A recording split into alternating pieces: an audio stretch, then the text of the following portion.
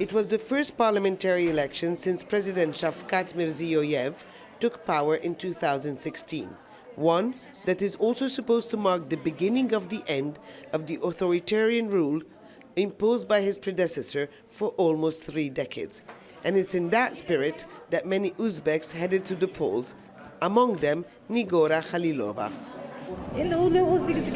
My candidate seemed confident. He appeared like someone who will hold his promises. He promised to help ordinary people. A steady stream of people kept on casting their ballots.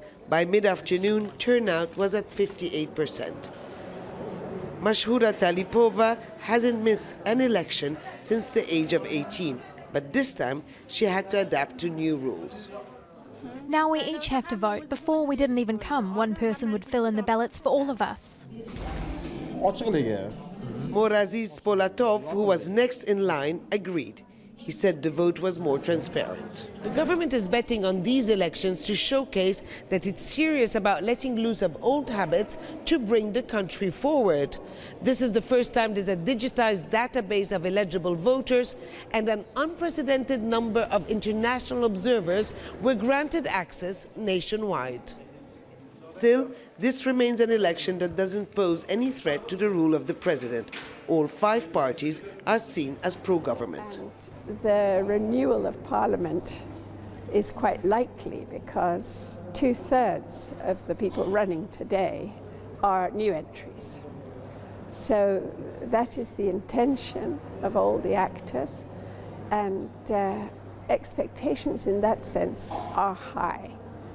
It remains, of course, somewhat symbolical in terms of political substance because of the absence of any party that considers itself in opposition. The vote is taking place in an environment where freedom of speech has blossomed in ways that were unthinkable just 3 years ago.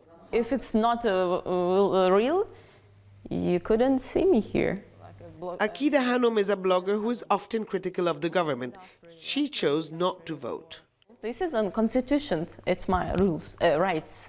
I can vote, or I don't. If I don't want, I cannot. First of all.